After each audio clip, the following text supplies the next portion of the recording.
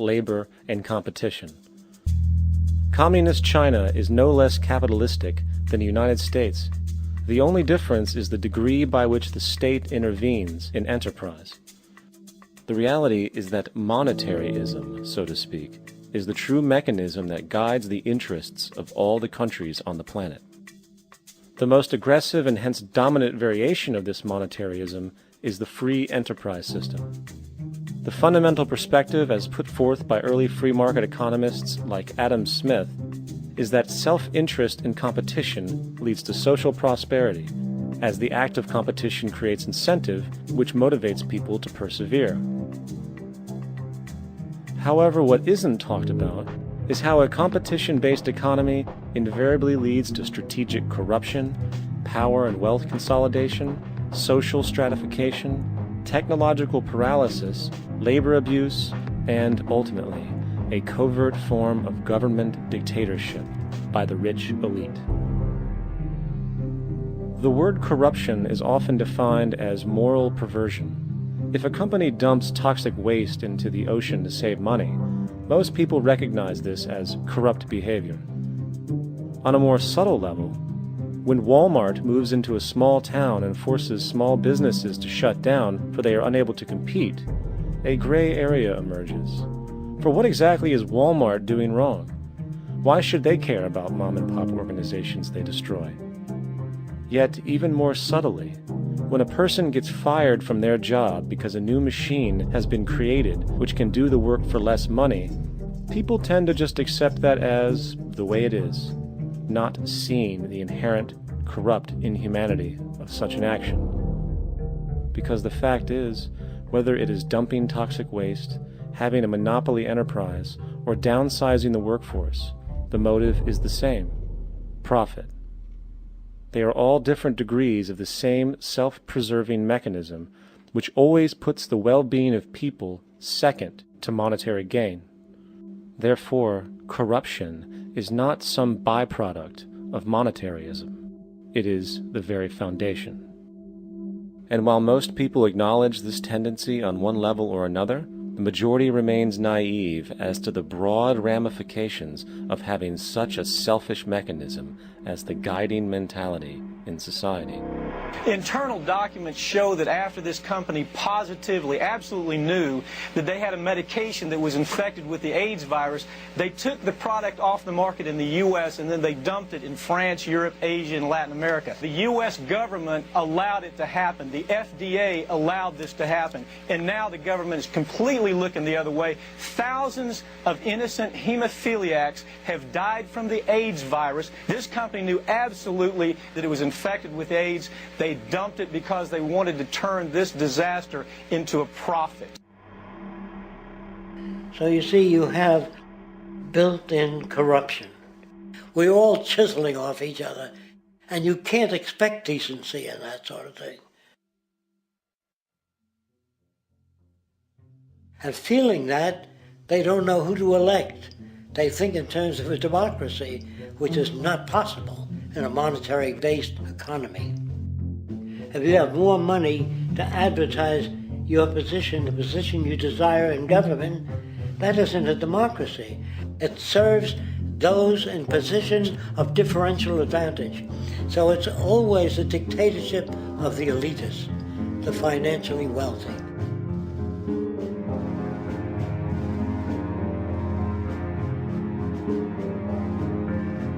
It is an interesting observation to note how seemingly unknown personalities magically appear on the scene as presidential candidates. Then, before you know it, somehow you are left to choose from a small group of extremely wealthy people who suspiciously have the same broad social view. Obviously, it's a joke. The people placed on the ballot are done so because they have been pre-decided to be acceptable by the established financial powers who actually run the show. Yet, many who understand this illusion of democracy often think, if only we could just get our honest, ethical politicians in power, then we would be okay. Well, while this idea, of course, seems reasonable in our established-oriented worldview, it is, unfortunately, another fallacy. For when it really comes down to what is actually important, the institution of politics, and thus politicians themselves, have absolutely no true relevance as to what makes our world and society function. It's not politicians that can solve problems. They have no technical capabilities. They don't know how to solve problems. Even if they were sincere, they don't know how to solve problems. It's the technicians that produce the desalination plants. It's the technicians that give you electricity, that give you motor vehicles, that heat your house and cool it in the summertime. It's technology that solves problems, not politics. Politics cannot solve problems because they're not trained to do so. Very few people today stop and consider what it is that actually improves their lives. Is it money? Obviously not. One cannot eat money or stuff money into their car to get it to run.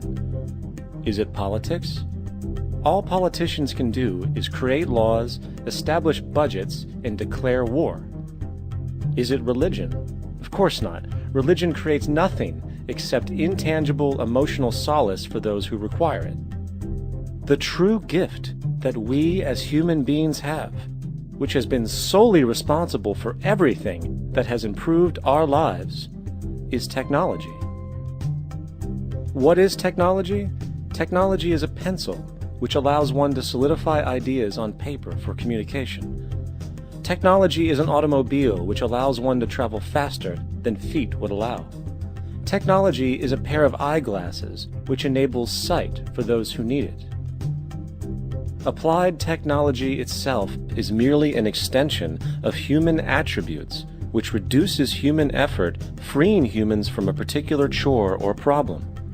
Imagine what your life would be like today without a telephone, or an oven, or a computer, or an airplane. Everything in your home which you take for granted, from a doorbell to a table to a dishwasher, is technology generated from the creative, scientific ingenuity of human technicians, not money, politics, or religion. These are false institutions. And writing your congressman is fantastic. They tell you to write your congressman if you want something done. The men in Washington should be at the forefront of technology, the forefront of human studies, the forefront of crime, all the factors that shape human behavior. You don't have to write your congressman. What kind of people are they that are appointed to do that job? The future will have great difficulty. And the question that's raised by politicians is, how much will a project cost? The question is not, how much will it cost? Do we have the resources? And we have the resources today to house everyone, build hospitals all over the world, build schools all over the world, the finest equipment and labs for teaching and doing medical research. So you see, we have all that, but we're in a monetary system. And in the monetary system, there's profit. And what is the fundamental mechanism that drives the profit system besides self-interest? What is it exactly that maintains that competitive edge at its core? Is it high efficiency and sustainability? No, that isn't part of their design. Nothing produced in our profit-based society is even remotely sustainable or efficient. If it was, there wouldn't be a multi-million-dollar-a-year service industry for automobiles, nor would the average lifespan for most electronics be less than 3 months before they're obsolete. Is it abundance? Absolutely not. Abundance, as based on the laws of supply and demand, is actually a negative thing. If a diamond company finds 10 times the usual amount of diamonds during their mining, it means the supply of diamonds has increased, which means the cost and profit per diamond drops. The fact is, efficiency, sustainability, and abundance are enemies of profit. To put it into a word, it is the mechanism of scarcity that increases profits. What is scarcity? Based on keeping products valuable. Slowing up production on oil raises the price. Maintaining scarcity of diamonds keeps the price high. They burn diamonds at the Kimberley diamond mines. They're made of carbon. That keeps the price up. So then,